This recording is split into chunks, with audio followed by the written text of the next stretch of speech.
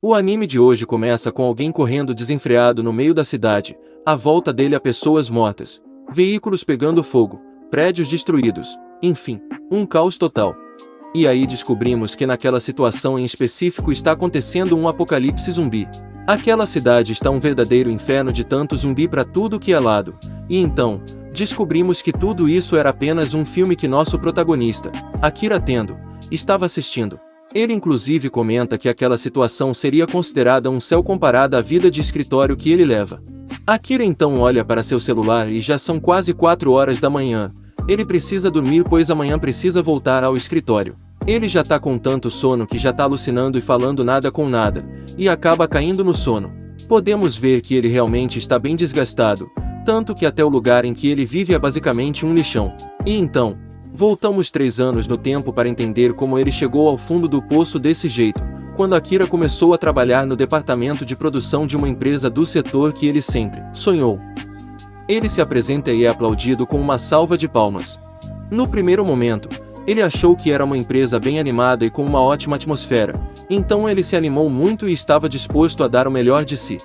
E então seu chefe apresenta seu local de trabalho e diz que qualquer dúvida é só ele perguntar ao seu superior. Akira acaba esbarrando numa mulher, e quando vai ajudá-la a recolher tudo, quando olha nos olhos dela, ele acaba se apaixonando na hora. Ela se apresenta a ele. Ela é Saori Otori, da contabilidade. Saori mostra a sala dela para Akira e diz que se ele precisar de ajuda com faturas, ela está sempre disponível para ajudar. Ela então deseja boa sorte e se despede dele enquanto Akira fica sem reação com a beleza dela. À noite, Akira junto com seus novos colegas de trabalho vão a um bar local. Se não me engano, esse tipo de encontros após o trabalho é um costume no Japão.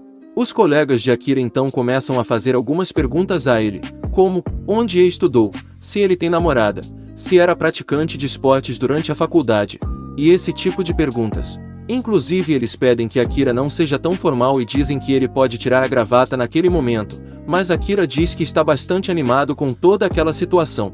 Ele conta que foi um jogador de rugby durante toda a sua faculdade. Seus colegas comentam que agora eles têm alguém confiável na equipe, e Akira fica feliz com isso. Ele avista Saori de longe, mas não tem coragem de chegar e falar com ela. Então Akira se compromete a se esforçar e causar uma boa impressão na empresa. O tempo passa e todos que estão naquele bar começam a ir embora. Os colegas de Akira comentam que é hora de ir. Akira deseja uma boa noite e quando estava prestes a dizer que eles iriam se ver amanhã, todos tiram seus crachás do pescoço e dizem que é hora de voltar ao escritório. Akira fica sem entender nada, e no escritório ele vê o tanto de trabalho para aquela noite. Ele se pergunta se aquela situação não é normal. E então, em seu primeiro dia de trabalho ele vira a noite trabalhando.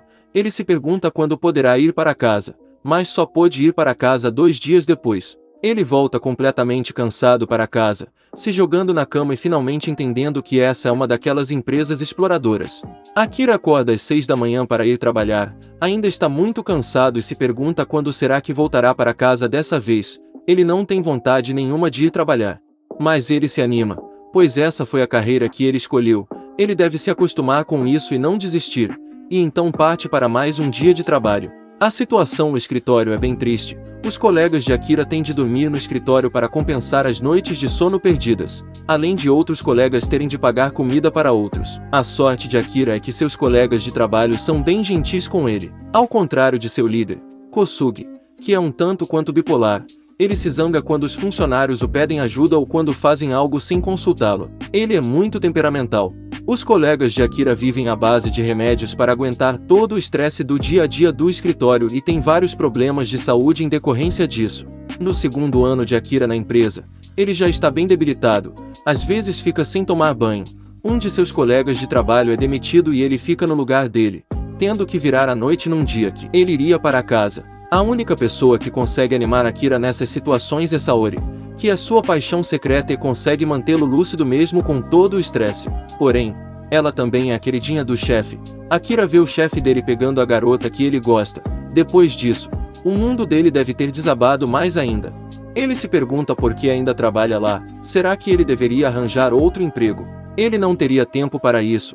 E se ele saísse, seus colegas teriam que assumir seu trabalho. Além de existirem empresas piores que essa no ramo, só restava a Akira ter paciência e esperança de que as coisas iriam melhorar. No seu terceiro ano de empresa, Akira já está sendo chantageado para fazer mais do que seu trabalho, senão vai ser mandado embora. Ele já tá quase coringando diante de todo o estresse do dia a dia, pensando até em se jogar na linha do trem.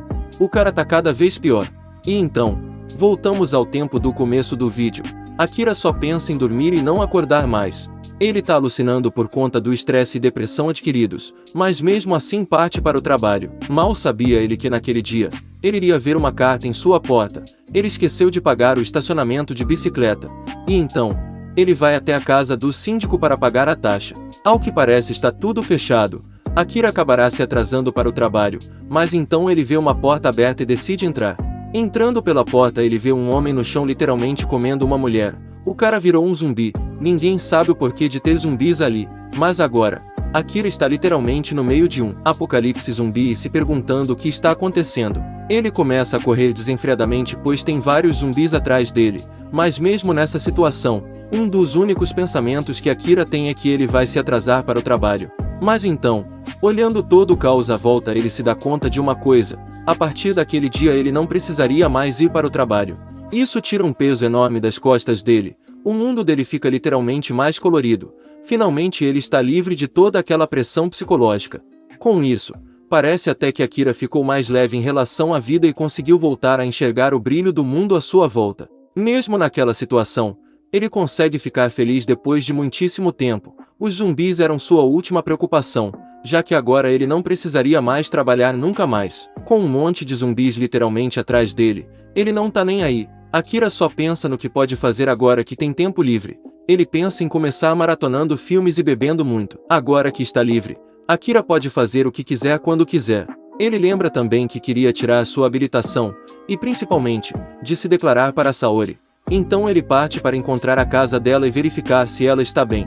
No meio de todo aquele caos, e se escondendo e se esgueirando dos zumbis, ele consegue encontrar o apartamento de Saori. Mas quando Akira chega lá, a porta está aberta, e lá dentro ele vê seu chefe, que está se transformando num zumbi bem grande na frente dele. Então Akira diz tudo o que ele guardou durante esses 3 anos de tortura para seu chefe.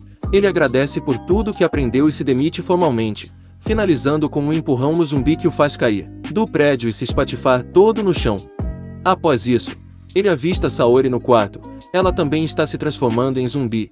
E então, Akira confessa todos os sentimentos que ele guardou por ela durante todos esses anos, finalmente acabando com isso e cortando os laços que ele tinha com o passado e dando adeus à primeira mulher que ele amou.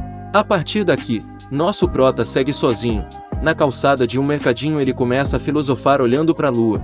Ele relembra que nunca haverá tempo suficiente para fazer tudo o que queremos. Nunca sabemos a hora da morte.